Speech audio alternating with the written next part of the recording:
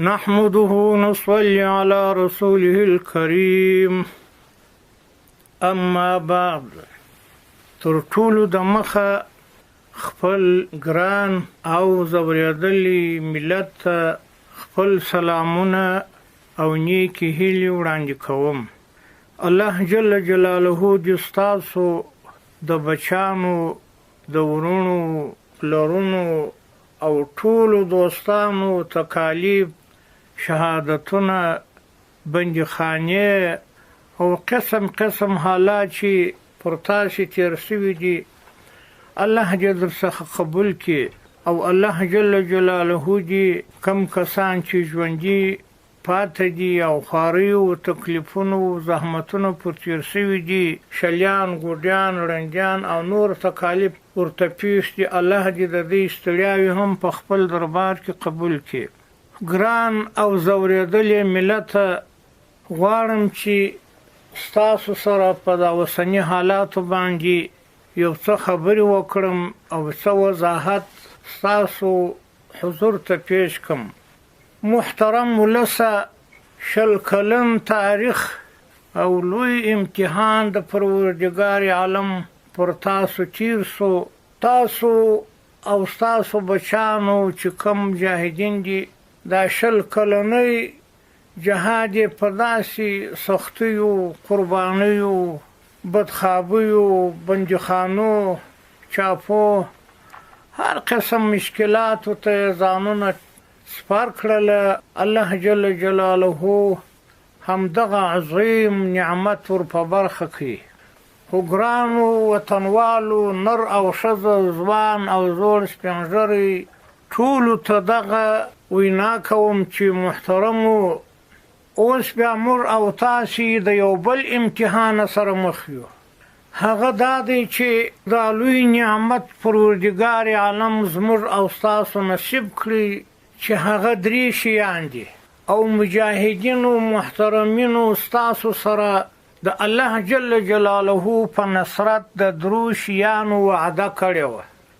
یو شی دا و چې موږ به تر خپل وسه کوشش کوو چې د دې ملک څخه دغه د کفارو ټغر ټول شي، اشغال د دې ملک ختم شي، پر ځای باندې اسلامي حکومت و نظام راشي او امنیت په ټول ملک خپور شي. او ګران ملت، ستای سره چې د مجاهدینو وعده کړې وه چې اشغال به ختمیږي، تر هغه وخته به موږ جنګیږو او په دې ملک به اسلامي نظام حکومت راځي، تر هغه وخته به جنګیږو او په دې ملک به امنیت راځي، ټول مسلمانانو حقوق او ځانونو، مالونو، نفسونو ټول به محفوظ وي، څوک په ضرر نشي ورسولی. دا 3 سره شیان الحمدلله د مجاهدینو چې کومه وعده کړې وه، ولس ستاسو سره یې پوره کړله. اوس نو خبره دغه ده چې ملت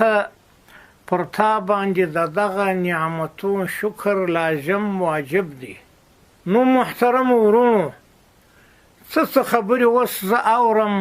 خدای دې نه کړي که دا نعمتو شکر ادا نشي، ناراضي ښکاره کېږي. د امارت په هکله بعضې اشخاص، ناپوه اشخاص داسې څرګندونې کوي چې سړی بیریږي چې یا الله که د دې عظیم نعمت شکر ملت ادا نه کړي، نو په یو بل عذاب دا ملت اخته شي. د یوه طرفه چغه ویل کېږي چې د کار نشتوالی دی، امارت چې راغلی دی نرخونه لوړ شوله. سبحان الله، دغه به انصاف ای ملته چې دا د نرخ لوړوالی د امارت سره راغلی، دا نیشتي د امارت د وجود سره راغله، دا کاختي چې موجوده ده په دې ملک د امارت سره راغله، او که دا مخکې موجوده و په دې ملک دا مشکلات موجود وه. ګران مهربانو ولسه، تاسې فکر د خپل ځان سره وکړئ چې د رزق وعده خو امارت ستاسو سره نه ده کړې. امارت خو په خپله وعده وفا در سره وکړه. د رزق وعده خو پروردګار عالم د خپل مخلوق سره کړې ده، باید موږ تاسو ټول خپل بادار جل جلاله ته په بغار وسو چې الله پاک کوم کاختي و نیستي و مشکلات موږ ملک ته راوستلي دي د اسمان د خوایه باران را باندې درولی دی وچکالي ده دا ټوله ستونزې خو د دغسې پیښې دي چې ټوله کال وچ تیر شو مسلمانانو نه کښت وکړي نه کرونده وکړله هېڅ شی نه دا خو د الله جل جلاله یو امتحان دی د الله څخه بندگانو سرکشي شروع کړې ده الله جل جلاله دې موږ او تاسو ټولو ته توفیق را په برخه کې چې الله ته په ژړا سو او د الله د رحمت مستحق وګرځېږو الحمدلله په دې ملک کې چې څه واکداران دي خائنان نه دي پیسې ګټونکي نه دي چې جیبونه په ډک د پیسو شایقان نه دي دا هغه خلک دي چې خپل سرونه یې د الله جل جلاله د دې نظام د ګټلو دپاره د الله د رضا دپاره د دې ملت دپاره قرباني کړي دي دا هم هغه خلک دي دا خلک پیسې نه درڅه غلا کوي ولسه په دغه ځای کې چې زه موجود یم یو واقعه به ستاسې و حضور ته پیش کړم د دې دپاره چې دا د دې ثبوت دی چې دا خلق چې دلته حکومت کوي غله نه دي پیسې ټولونکي نه دي جیب ډکونکي نه دي په دغه ار کې چې زموږ ګزاره کوو په دې ځای کې دا مجاهدینو چې دلته ګزاره کوي تر موږ د مخه خلک چې وه چې تښتېدلي دي په دې لارو کې پیسې ځینې لوېدلې وې تعجب قسم د سړی کوي د دې خلکو ایمانو ته یو کشر طالب و لک و دوه لکه ډالر به په یو ځای کې پیدا کړي و هېڅوک به نه و ورسره دی و خپل الله جل جلاله به هغه پیسې بیا ما ته راوړلې چې دغه پیسې په فلاني ځای کې پرتې وې دا واخه د دې خلکو څه لوېدلې وې حتی 11 لکه ډالر په دغه ار کې چې د طالبان یو هلته پیدا کړي بل هلته پیدا کړي دا یې ټوله ما ته راوړلې ما ځینې واخیستلې پر هر ګشت به ما دا تعجب کوه چې د دې انسانانو څونه ایمان دی څونه وجدان یې دی څونه صفاوالی دی یو کشر طالب و لک ډالر به پیدا کړي او په یو جلا ګوښه کې به لوېدلي و د یو چا دا هغه شي انسانان دي نو که چیرې دغه د افغانستان د خلکو شتمني دغه د ملت پیسې و د ملت افغانستان حکومت ته ورخلاص شي دا زما یقین دی چې دا زموږ ملت به دا څه ستونزې و مشکلات کې چې دی اوس ډوب دي الله به په خپل کومک و نصرت سره د مشکلاتو وباسي نو ملت هوښیار واوسېږي بعضې کسان چې په دې ملت کې د سابقه نظام څخه پاته دي پټ دي داسې څرګندونې کوي چې ټوله ملت ته تشویش ور اچوي ټوله ملت پر د خپل مبارک نظام باندې دغه بدګمانه کوي بیداره اوسئ هوښیاران اوسئ چې دښمن مو بیا یرغمل نه کړي بیا مو د خپل د داسې ښایسته نظام د داسې امنیت د داسې مبارک نظام چې اسلامي نظام دی د دې په مقابل کې یا پر دې باندې بدګمانه سي یا د دغه په دغه کې یو بیکاره خبره درڅه وشي الله به درڅه ناراضه سي چې پخوا به په شپو به هم ځغاستاست د ورځې به هم سره ځغاستو د کېدو ځای مو نه و د شپې د تیر ځای مو نه و د خوب ځای مو نه و الله جل جلاله دا ټوله په امن را بدل کړل ارام خوب کوي که د شپې څوک مزل کوي که د ورځې څوک مزل کوي هېڅ مشکل چاته نشته که د دغه نعمت شکر ادا نه کړو الله به مو په سختترین عذاب اخته کړي چې طالبان راغلي دي کار نشته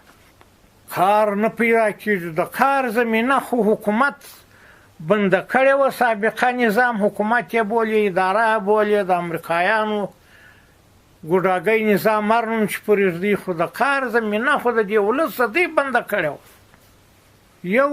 کلی بل کلي ته نه سوای تلای بزګري نه کېدله مزدوري نه کېدله چپچا به د شپې اوبه لګولې په هغه ځای کې بیا په شهادت رسولو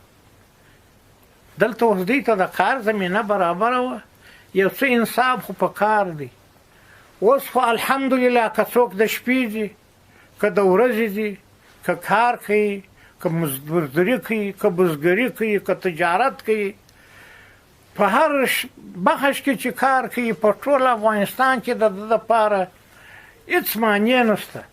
آیا دغه به د کار زمینه وي که به هغه چې کور په کور جنګ، پوستې، زنځیرونه،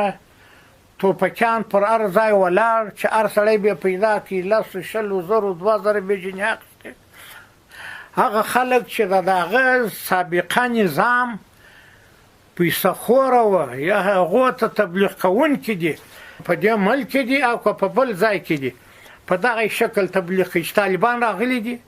نو مشکلات په دې ملک پیدا شوي دي. سبحان الله.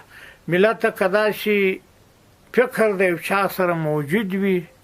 نو دغه خو به بیخي بې انصافي. ګران ولسه بیداره سئ. که خدا کوله زما امید دی چې په لږ وخت کې به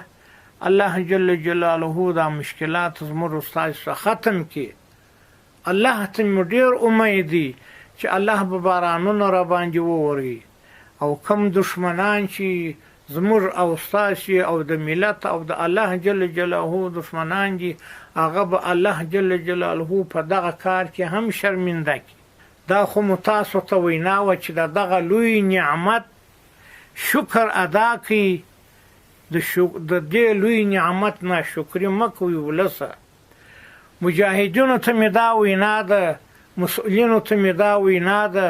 چې ګورې محترمو مجاهدینو، کشرانو و مشرانو د امارت کارکوونکو، زموږ استاد چې سره پروردګار عالم ډېر غټ رحمت وکړي، لوی نصرت یې را سره وکړي. د دغه نعمت شکر که تا ادا نه کړې ای مجاهده، تاسې د دې څه نه بیرېږئ چې پروردګار عالم به در دغه بیا بل سخت عذاب در باندې راولي. دا صفت را په برخه کړله. اوس نو زما او ستا دپاره په دغه مناسب وي. ګوره مجاهد وروره، باید د خپل مجاهد ولس باندې رحم و ترحم وکړې، زهیر یې نه کړې، پر سر باندې د رحم لاس ورتېر کړې، پر یتیم باندې د شفقت لاس تېر کړې. دا هغه ولس دی ای ګرانه مجاهده چې ستا سره دا 20 کاله ته په خپل کور کې ساتلی یې، ته په خپله غېږه کې ساتلی یې. اوس که ته د دغه ملت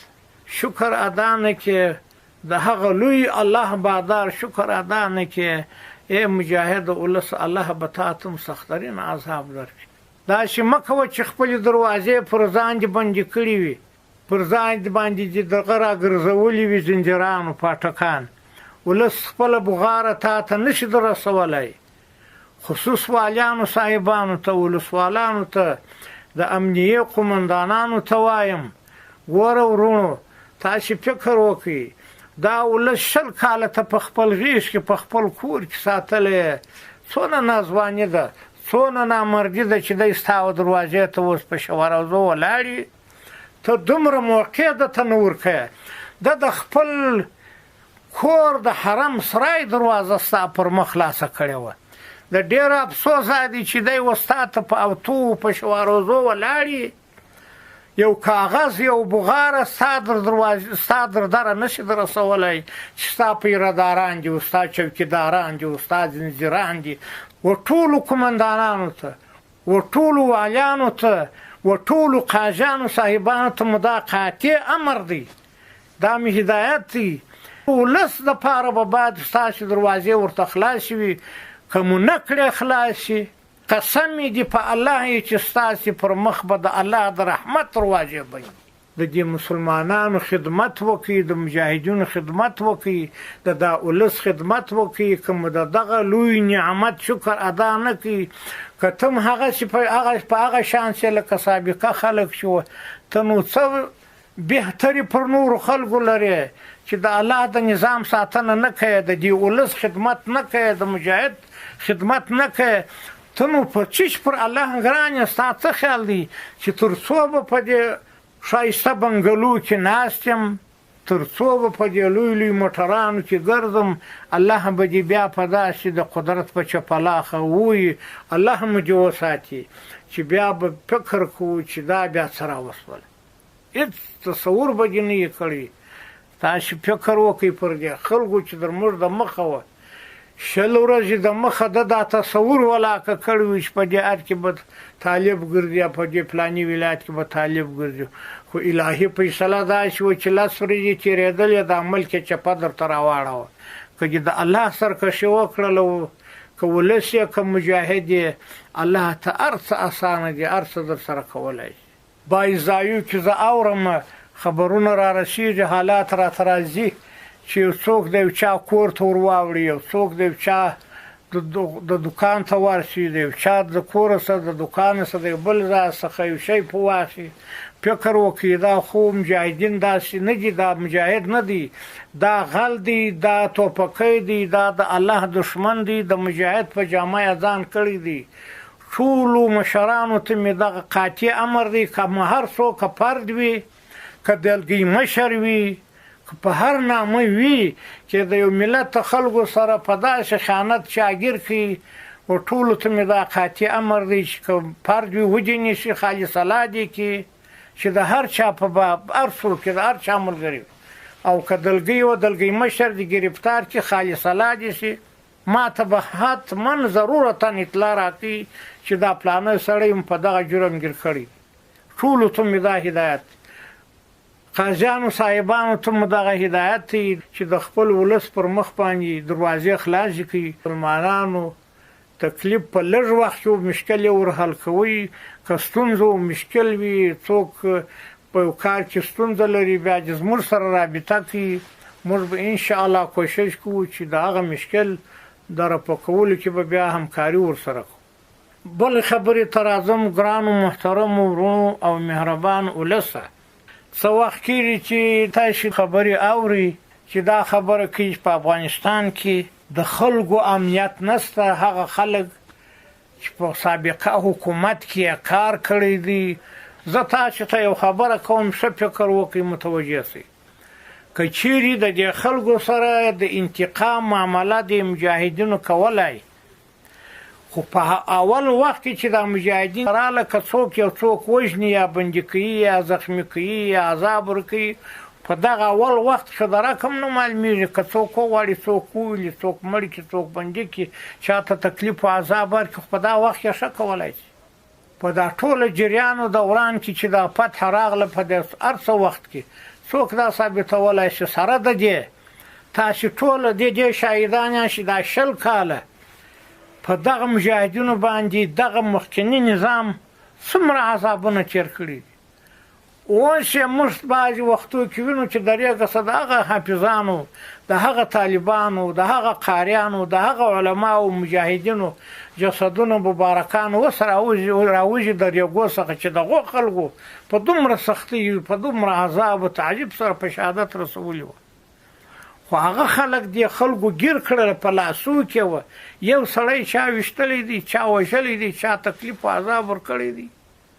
په تاریخ کې به د بشر دومره قدر رحم و شفقت څوک یې موږ ته مثال پیښولی شي چې 20 کاله یې پر موږ په اور کې اچولي یو. داسې شواهد زموږ سره موجود دي چې په ژوندون یې د دې مجاهدینو څخه عذاب پرې کړي دي، تیل یې پر اچولی دي، اور یې ور اچولی دي، په ژوندون یې په اور سوځلي دي. داسې په سلهاوو مثالونه شته. خو کله چې مجاهدین راغله پر دوی مسلط شوله، دوی ټوله وبخښله، عفو یې ورته وکړله. تاسې یې څوک یې مثال په دنیا کې پېښولی شي. خو یوه خبره باید تاسې ټوله ودې ته متوجه شئ. یوه خبره درته کوم، که داسې پېښ شي چې د سابقه حکومت په سابقه نظام کې یو څوک وهل سوی یا بندي سوی یا په یو ځای کې وژل سوی یا چاته تکلیف ورکول سوی، دا هغه شخص دی چې د دې عفو څخه استفاده نه ده کړې، بیرته یې په هغه خپل جنایت او په خپل خباثت بیا شروع کړې ده. نو بیا خو در قیامته پورې خدای د دې څه نه دی دغه محفوظ چې بس هغه عفو ده. هر څه جنایت خباثت چې دی کوي، خود به بیا د دغه جرم سزا به بیا ویني. نو ګرانو ورونو، ګران ملته، بیداره اوسئ چې خلک مو اوس بیا په دغه نامه دوکه نه کړي. هېڅ مشکل هېڅ چاته نشته. الحمدلله په ټولو ادارو کې هغه مامورین دي، هغه خلک دي، هغه د سابقه وخت خلکو سره چې د لیه ګزاره کولی، هېڅ چاته تکلیف نه دی رسېدلی. بل خبره کول غواړم ګران او مهربان ولسه د ښځو حقوق خلک پورته وښکته کوي چې د ښځو حقوق پر ځای نشي په افغانستان کې افغان شمول حکومت جوړ نشي دا نظام په رسمیت نه پیژني آیا د بشر حقوق دغه ولا که سابقه ادارې چې کوله آیا د ښځو حقوق دغه و چې د سابقه ادارې ورکوله آیا افغان شمول حکومت هم دغه و چې د سابقه اداره دلته موجوده و خو الحمدلله د ښځو حقوق امارت ورکړله د ښځو عفت یې خوندي کړي عزت یې خوندي کړي ابرو یې ورخوندي کړله هېڅوک دونه نر په ټول افغانستان کې نشته چې یو ښځې په بد نظر وګوري تعلیم مادي د ښځو اوس هم په افغانستان کې تر ډېره حده پورې روان دي شروع دي امید شته چې نور به هم دغه د تعلیم زمینه برابر شي په هغه چوکاټ او په هغه طریقه او هغه تعلیم چې هغه د الله جل جلاله یې د خپل بندگانو څخه غواړي پر مسلمان خو که ښځې وي که نر وي تعلیم پر فرض دی خو دا فرق شته چې هغه تعلیم چې الله جل جلاله یې د دې بنده څخه غواړي چې هغه شرعي علوم دي دا پر فرض دي او نور علوم چې وي هغه خو کوم وخت ورته پیدا شي او موقع برابر وي مشکل نه وي هر څوک کولای شي چې تر خپل وس او طاقت پورې علم وکړي چې نور مشکلات نه وي ورسره ښځې الحمدلله په امن کې دي امن به د دوی مهم وي د دوی حفاظت به مهم وي د دوی عفت به مهم وي د دوی تعلیم مهم وي اول خو باید د دوی دغه حقوق محفوظ شي هغه الحمدلله محفوظ دي په سابقه نظام کې موږ ورته چې د حالات لیدل په نظام کې بیکار کا په ادارو کې هلته به مشکل ورته پیښ شو آیا دغه یو حقوق دي اوس الحمدلله په هر ځای کې که راوځي که یو ځای ته تعلیم ته ځي که په یو شهد چې کار کوي که د هغه شي راوځي که کار خدمت کوي د بچیانو دغه کوي په ټولو ځایو کې محفوظ ده په امن کې ده امید شته چې دا نور حقوق چې څه کمزوري هغه به هم د دوی حقوق په هر ځای کې ورکول شي په هر بخش کې چې وي چې الله یې ورکړي نبي علیه السلام ورکړي شریعت مقدس ورکړي امارت خو به کله داسې کوي چې الله ورکړي حقوق په هغه ځینې راګرځي رسمیت په دغه پسې چې افغان شمول حکومت نه دی دغه حکومت چې تر موږ د مخ و د افغان شمول دا دوی ادارې عدالت په کار په هر کې به سره ناست و د یو باچي هلته و د بل دا دلته و پر هر یو باندې خپل محدود پلویان راټول شوي دغه افغان شمول دی که دغه اوس نظام افغان شمول دی خو تاسې قضاوت وکړي یو څه انصاف خو وکړي ولسه دغه به اوس افغان شمول چې دغه اوس نظام جوړ دی که د اشرف غني د ادارې د افغان شمول او په دنیا کې چې یو سړی انتخابات وګټي که په کفري نظامونو کې که په اسلامي مملکتو کې چې هغه ګوند خپل انتخابات وګټي هغه سابقه چې په دې ځای کې حکومت یې کړی یا واکدار وي هغه یو مخ وغورځي پر ځای خپل خلک راولي دا اوس چې د امریکایانو نظام دی چې هغه سابقه نظام یې ایسته کوي هغه سابقه حکومت چې خلک هغه سره د امریکایانو په نظام کې موجود دي خو ټوله یې پسې واخیستله د دوی ټوله فرامین او قوانین او هغه فیصلې او په هر څه چې هغه ګرده یې لغوه کړل خپل خلک یې په هر اداره کې راوسته دا اوس امریکا شموله نظام دی که د یو شخص مربوط نظام دی هغه ځای ته دا خلک نه ګوري په افغانستان کې الحمدلله د هر قوم د هرې منطقې د هرې ژبې د هر سمت خلک په دې نظام کې موجود دي او لږ غواړم چې په د خپل داخلي او هغه کوم خارجي پالیسي چې د امارت معلومات په دې حق تاسو ته درکړم الحمدلله موږ ټوله دنیا ته دا ویلي دي چې موږ هر چا ته اطمینان ورکوو چې زموږ سره دا پالیسي ګر سره موجوده نه ده چې موږ د بل چا په امورو کې مداخله وکړو هیڅ دا خبره زموږ په نظام کې مطرح نه ده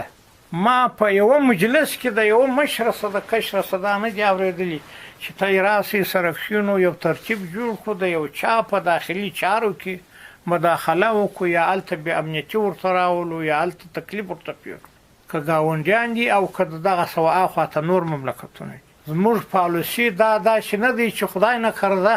په خوله موږ داسې وایو او په عمل کې بیا داسې نه دی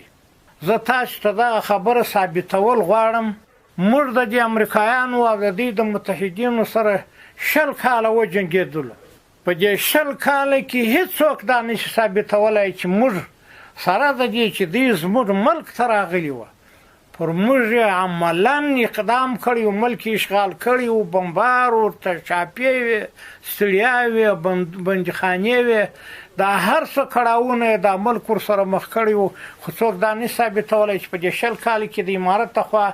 یو چا ته داسې یو هدایت شوی و یا داسې حرکت یې کړی چې یا په امریکایانو کې یا په برطانیه کې یا په فرانسه کې یا په جرمني کې یا په نورو مملکتو کې هر قسم اجراءات او عملیات مو کولی که زموږ په مخ کې دومره خنډ لا و.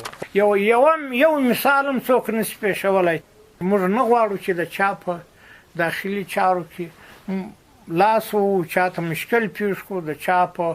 کور کې بد امني راولو. موږ خپله په مشکلات کې غار کې کوشش کوو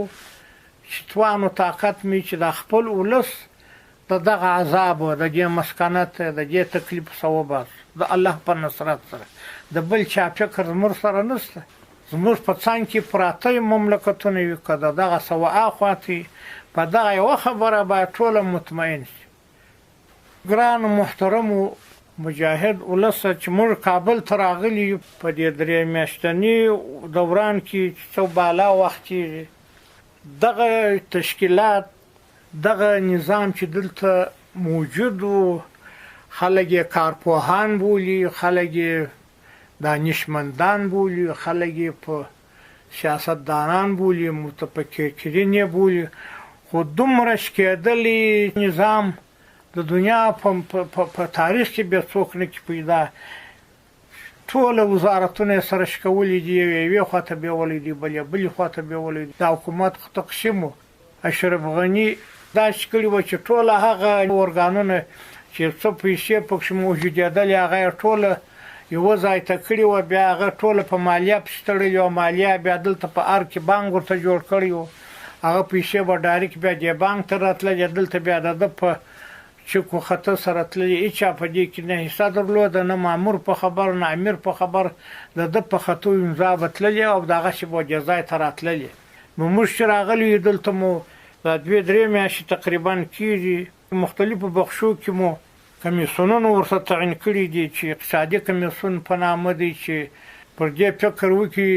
چې دا زموږ بانکونه د دې مشکلاتو څخه څنګه خلاصي، چې ټوله ورځ په دغه کې تجاران ورسره دي، کارمندان ورسره دي، کارپوهان ورسره دي، اقتصاد پوهان ورسره ملګري دي.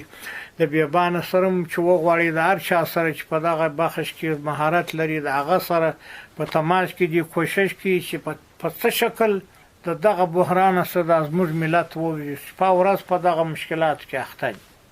بل مو سیاسي کمیټه جوړه کړې ده چې هغه د سیاسي امور مخ ته بیایي. تشکیلاتي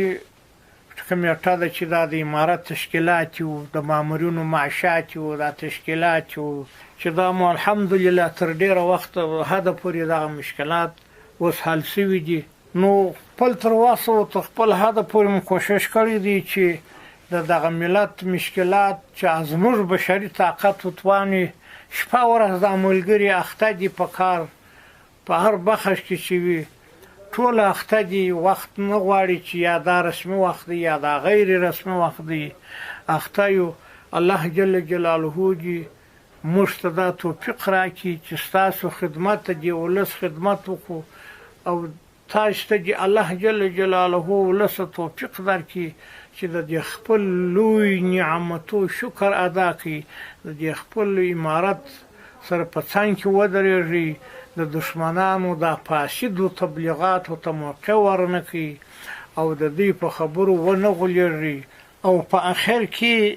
له ټول ولس او مجاهدینو مې غوښتنه دا ده چې د دغه اسلامي نظام او حکومت په جوړښت او نظام کې پوره برخه واخلي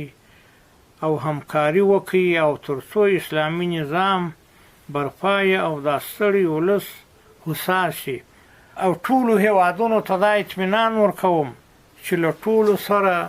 موږ ښه اړیکې غواړو، چې موږ ټولو ته اطمینان ورکوو چې موږ د چا په داخلي چارو کې لاس نه وهو او غواړو چې ښې اقتصادي اړیکې ورسره ولرو او پر ټولو نړیوالو خیریه مؤسسو او ادارو غږ کوم چې خپلې مرستې ونه سپموي زموږ ستړی ولس د خپلو مرستو کومکو څخه برخمن کړي او تر یو حده پورې دغه د ولس مشکل پای ته ورسیږي. الله مو خوشحاله لره. السلام علیکم ورحمة الله وبرکاته.